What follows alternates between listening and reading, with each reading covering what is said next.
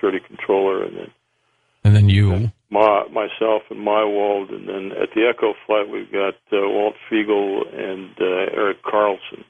And all of you today would say the same thing, right? All of us today would essentially say that UFOs were involved in the shutdown of our missiles. As a matter of fact, and we're going to talk about this because at the end of this month, you're going to be at the National Press Club in D.C. with other witnesses. So we'll talk about that. Get your take, Robert, on what you think these craft might be. We'll be back. With our special guest this hour, Robert Salas. Next hour, Yvonne Smith comes back, and both of them will take your phone calls right here on Coast to Coast AM. Are you a Streamlink Coast Insider member yet? Well, you can be for just pennies a day.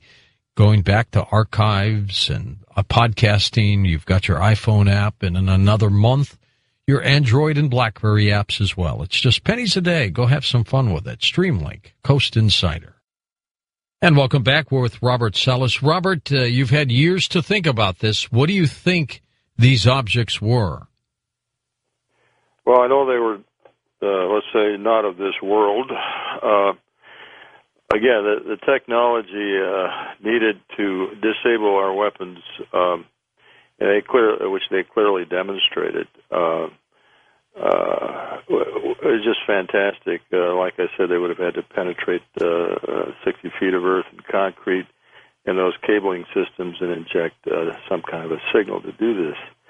And at the same time, hovering over a site quietly the way they did, we have no technology that even today that could do that. So in that sense, since we here on Earth don't have the technology, it must have been some technology not of this Earth. Now, they could have destroyed the 10 missiles. They didn't do that. Wonder why? Well, I think it was a demonstration. The demonstration was that they had the ability to disable our missiles. And in addition, I think there was a message there, and the message being, get rid of your nuclear weapons. To me, it was just saying, we'll shut you down, and you don't need these things, and get rid of them. So I think that was a clear message as far as I'm concerned. Well, here we are, 43 years later. Mm-hmm. We haven't. Still got them. We still got them. We haven't gotten rid of them. We probably have more than we had then. And no, we've got less, but still, they're still there.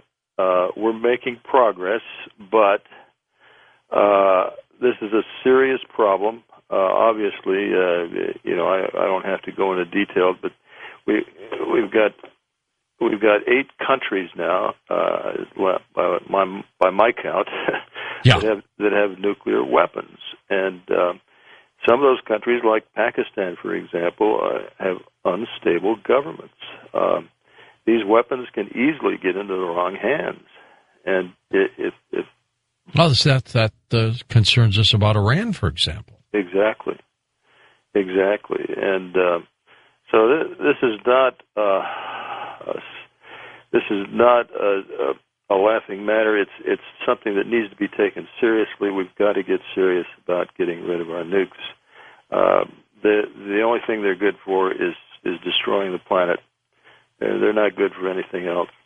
Do you think that if we were very close to a launch day or moment, that they'd step in and disarm again? I would hope so. They have shown that they can do this, and I would hope they would intervene. But I don't want to bet on it. You think they'd let it happen? I don't think so, but I don't want to bet on it. What I'd rather see is all of us coming together, all the nations of the world coming together and finding a way to get rid of our nuclear weapons together. Yeah. See, I think somebody will always hold one back. Yeah, we got rid of all of them, but they'd hold one back. Possibly. Yeah. Have there been other similar incidents, Robert, around this planet, around military bases where this has happened? Many incidents. Let me just give you a rundown of some of the witnesses that we'll have at our press conference. Just in a couple of weeks, yeah. Yeah, just in a couple of weeks. Dwayne Arneson was a cryptographic officer at Malmstrom Air Force Base. He saw top-secret messages about UFOs hovering over missile sites. Bruce Venstermacher, Minuteman III missile launch officer, Warren Air Force Base, 1976, again, UFOs over missile sites. Colonel Charles Holt, I think everybody knows who he is at Bentwaters. He's going to also be one of our witnesses coming forward and talk about UFO shining a beam at a nuclear weapons storage area. I don't know if he can say that himself, but we know that there were nuclear weapons at Bentwaters. Robert Jameson was targeting officer at Malmstrom. He's going to back up my story because he had to go out and restart all those missiles that went down. Pat McDonough, and he's also going to talk about UFOs being briefed to him as being a cause of the shutdown. So he's another supporting witness. Patrick McDonough, who was a geodetic surveyor at Malmstrom in '66. Again, UFOs came over the sites. Jerry Nelson, Atlas F missile launch officer at Walker Air Force Base in '64. And his guards reported UFOs over his sites. And myself, of course. So, but this is just the tip of the iceberg. There have been, Robert Hastings wrote a book who's also going to be... Yeah, we had him on a few weeks ago. Yeah. And he knows of over 100 cases, such cases of UFOs over missile sites. So, again, it's a clear message. The UFO nuclear weapons connection is a clear message, I think, coming from whoever these objects are coming from. This is dramatic. It is. It is. And it's significant. And again, this happened in the Soviet Union. You're probably aware of a case in 1982. Lieutenant Colonel Vladimir Platunov, where a UFO came over and actually started his missiles on a launch sequence. Scared the heck out of me. Wasn't there also a moment where a UFO situation got the United States and the Soviets at the time to think one of each other might have been ready to launch? Well, that was actually the basis for that movie Failsafe. I don't know if you ever saw it. Yeah. But I'm sure that's probably happened where, we're monitoring the skies and some unidentified object starts approaching our airspace and we have to go into a high alert status and possibly, go into different DEFCONs. It's a very precarious situation. Well, it is dramatic. So why do you think more and more countries are beginning to disclose a little bit more by opening up their UFO files? Yeah, again, I think the reason is because the public is clamoring for it. The public is asking for it. The government can kind of play coy on this issue, but they cannot avoid public outcry over the many incidents from reliable witnesses, police officers, airline pilots, you name it. There's been so many incidents that I think governments can ill afford to ignore the issue, and I hope that our government, our U.S. government, starts listening to people like the witnesses we're going to have, and start, coming, telling the truth about this to the public, because the public does have a right to know about this. There are things that ought to be kept secret, no doubt, but something of this import where it affects all of us, we have a right to know, and we want to demand that from our government. President Obama promised an open government. We're going to try to hold him to that promise on this issue. How does it feel, Robert, knowing what you know, knowing what you believe about these craft? What does that feel like? I mean, I would love to have that close encounters type feeling. Mm-hmm. Yeah, I'll tell you. For some time, even after I went public, and even after I went through this experience, it was more like it was an interesting, story.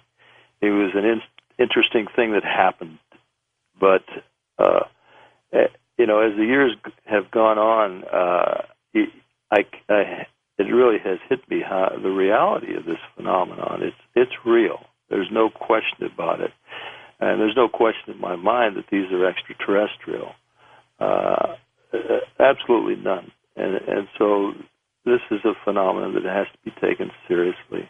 I mean, to have the belief system that there's life out there mm-hmm. in other systems and that we've been visited, maybe visited since the beginning of mankind, maybe the theories of Zecharia Sitchin and the genetically altering of us truly are real.